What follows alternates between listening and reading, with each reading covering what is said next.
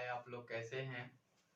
आइए आज हम सभी एक टॉपिक पढ़ने वाले हैं पाइथागोरस प्रमेय। ऑनलाइन के बच्चों के लिए मैं यहाँ पीपीटी लगा दूंगा या इधर लग जाएगी, किधर भी लगी रहेंगी, देख लीजिएगा। बाकी आपको मैं बता दूं कि इसके विस्तार पूर्वक जानकारी लेने के लिए एक अलग वीडियो बना करके मैं डाल दूंगा, आप देख लेंगे। केवल और केवल मैं इसमें पाइथागोरस प्रमेय क्या है प्रूफ कर दूंगा एग्जाम के अकॉर्डिंग। तो आइए चलते हैं, देखते हैं पाइथागोरस प्रमेय। तो लिखते हैं हम हल।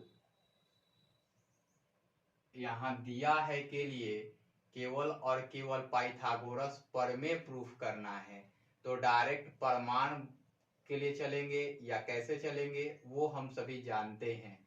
पहले तो यहाँ दिया हुआ है कि समकोण त्रिभुज है ना, दिया है, क्या दिया है, त्रिभुज है समकोण, समकोण त्रिभुज है ना। उसके बाद इसमें प्रमाणित करना है। तो आइए देखते हैं कि सिद्ध क्या करना है। सिद्ध करना है, क्या सिद्ध करना है आपको। तो सिद्ध करना है कि कर्ण का वर्ग AC का square plus is equal to BC का स्क्वायर प्लस BC का स्क्वायर AB का स्क्वायर। यानी कि कर्ण हम AC लेंगे और आधार कुछ भी लें, BC ले या AB ले, कोई फर्क नहीं पड़ता है। तो आइए देखते हैं, हमें प्रूफ करना ये। उसके बाद हम इसमें रचना करेंगे। क्या करेंगे, रचना करेंगे। तो रचना हमने कर लिया। रचना, एक समकोण त्रिभुज ले लेते हैं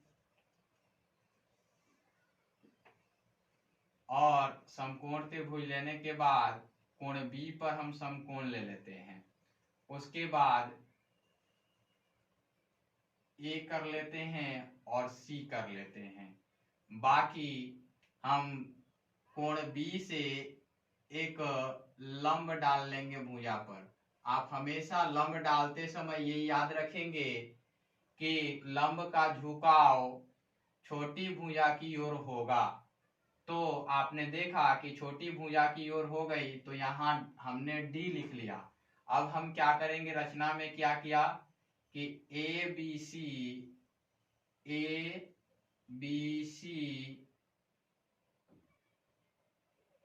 एक समकोण त्रिभुज खींचा, समकोण त्रिभुज खींचा। फिर क्या किया, दूसरा किया कि इसमें भुजा BC पर, तो डायरेक्ट लिख सकते हैं BD जो लंब है, BD लंब है किस पर, AC पर लंब है। तो हमने डायरेक्ट लिख दिया। अब इसमें करते क्या है, दो चीज याद रखिएगा। एक बार छोटे वाले ट्रायंगल फिर बड़े वाले ट्रायंगल को लेके चलेंगे, एक बार फिर इस छोटे वाले ट्रायंगल और एक बार बड़े वाले ट्रायंगल, यानी कि दो बार चलना पड़ेगा। तो एक बार छोटा वाला बड़ा वाला, फिर छोटा वाला, फिर बड़ा वाला। तो हम देखते हैं, पहले आते हैं प्रमाण लिख करके। अब हमने लिखा प्रमाण, लिख दूं मैं कि ट्रायंगल ABC, पहले मैं बड़ा लिख ले रहा हूं, और त्रिभुज ABD में हम दो त्रिभुज ले लिए। अब लिखते हैं कि एंगल ABC 90 डिग्री है। तो इस एंगल में 90 डिग्री कौन सा है, अब ये छोटे वाले एंगल से B से, तो यहां से हमने बड़े वाले एंगल से लिया था। पहले मैं आपको एक चीज समझा दूं कि आप इसमें कोण कंफ्यूजन ना करें, अगर दर्शा देंगे तो वो भी सही रहेगा।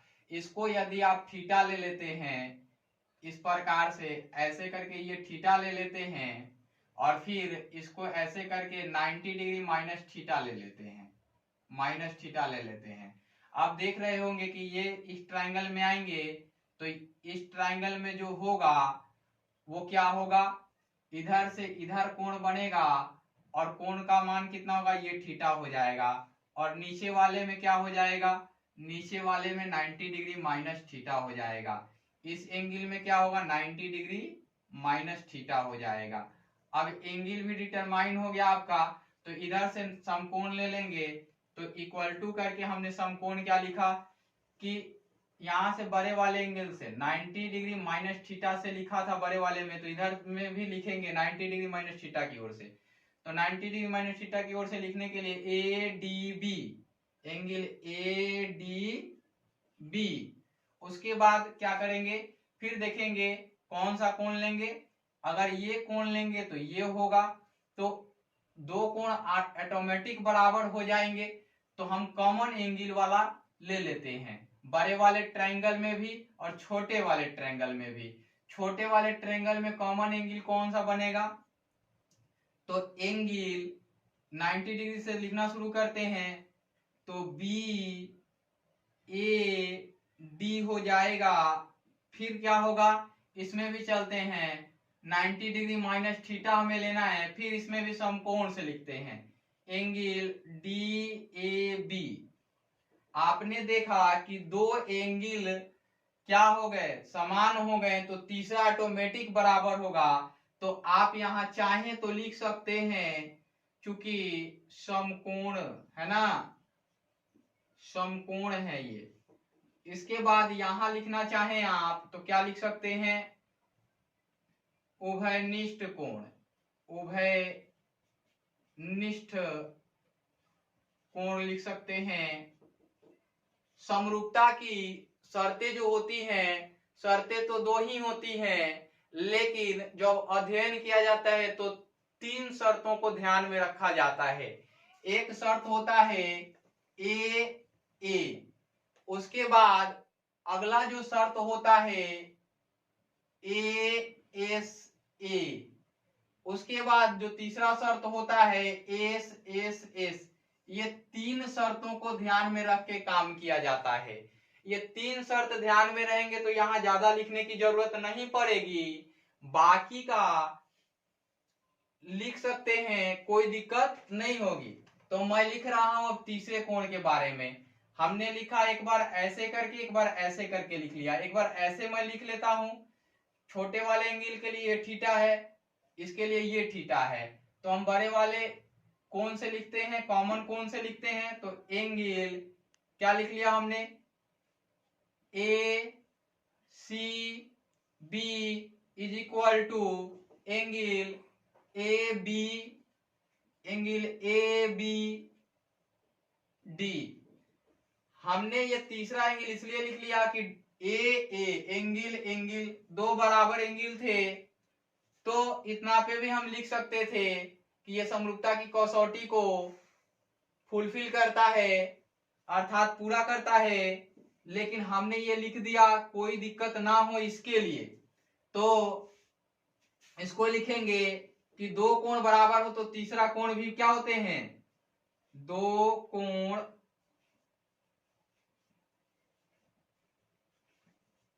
बराबर हों तो तीसरा कोण भी क्या होते हैं, कोण भी बराबर होंगे।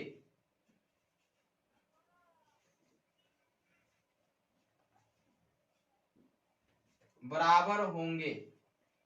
तो आइए देखते हैं, ये तीसरे कोण बराबर हो गए तो ट्रायंगल कहीं से भी लिख सकते हैं। यहां से ये एंगल उठा लें तो यहां से भी लिख सकते हैं समरूपता के लिए, यहां से उठा ले तो यहीं से समरूपता के लिए लिख सकते हैं, यहां से उठा ले यहीं से लिख सकते हैं, लेकिन मैं यहां से उठा रहा हूं तो लिखेंगे। इसलिए ट्रायंगल ए बी सी समरूप ट्रायंगल ए डी बी हमने लिख दिया। अब आते हैं कि हमें यहां से AB चाहिए और AC चाहिए। तो देखते हैं कि यहां से हमने AB लिया, क्योंकि हम एक बार पूरा करेंगे किसका, इसका वर्ग पूरा करेंगे, फिर एक बार इसका वर्ग पूरा करेंगे। तो देखिए AB दिख रहा है, यहां भी AB दिख रहा है, यानी कि इसका वर्ग पूरा होगा। तो यहाँ पे देखते हैं कि BC, यहाँ BC है लेकिन इसमें C नहीं है, तो इसलिए हम BC को नहीं लेकर के पहले हम AB को लेते हैं। तो क्या लिया हमने, AB अपवन में AD, यानी कि पहले क्या दोनों ले लिया हमने। फिर देखिए यहां से BC हमने कहा कि नहीं लेना है, AC लेना है, तो हमने 1 और 3 को ले लिया, तो AC, तो यहां से भी 1 3 AB। तो आपने पाया कि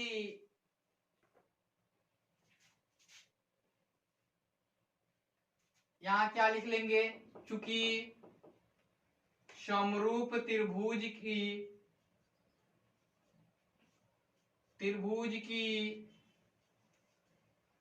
संगत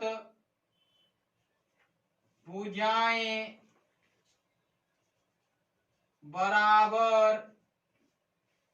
बराबर नहीं समानुपातिक होती हैं, समानुपातिक होती हैं।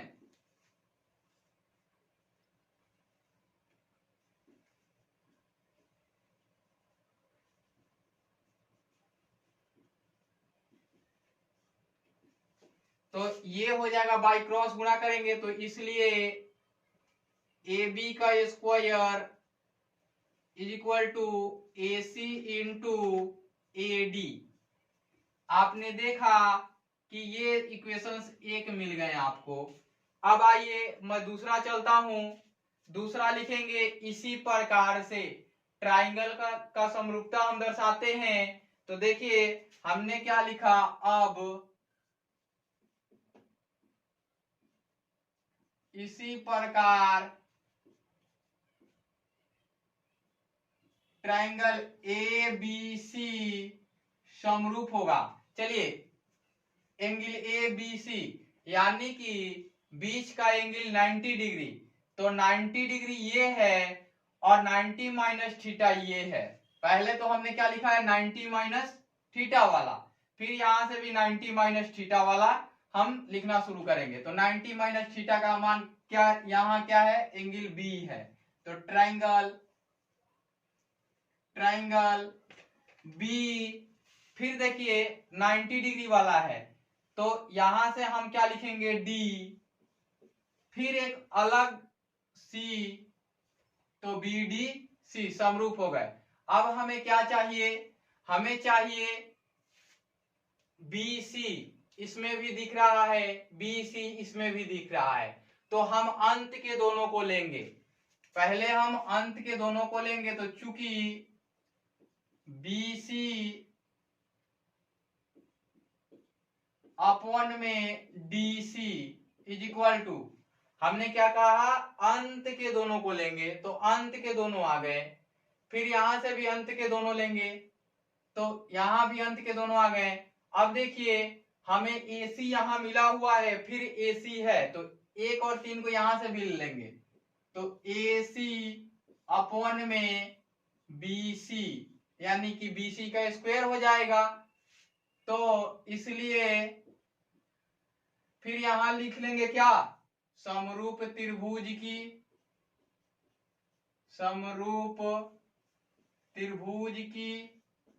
संगत भुजाएं समानुपातिक होती हैं। फिर यहां लिखेंगे BC का square is equal to AC into DC। इसको इक्वेशन 2 ले लिया हमने। अब आते हैं इसको मिटा देते हैं, फिर देखते हैं कि अब समीकरण 1 2 लिखा, ऐसे ही थोड़ा बीच में गैप देके लिखिएगा। अब मैं आपको सिखाता हूं, आपको क्या चाहिए, BC का स्क्वायर और AB का स्क्वायर। तो आप यहां से समीकरण 1 2 जो ले लें, चाहे कुछ भी लें, तो प्लस कर लेंगे तो यहां मिलेगा AB का स्क्वायर और ये BC का स्क्वायर। तो समीकरण 1 2 से ले लिया हमने, यहां लिखा AB का स्क्वायर इज इक्वल टू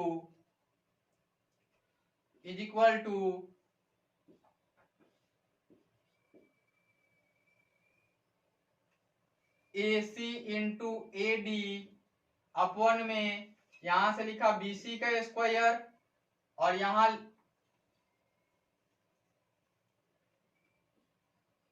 लिख दिया BC का square is equal to AC into DC और ऐड कर दिया दोनों को।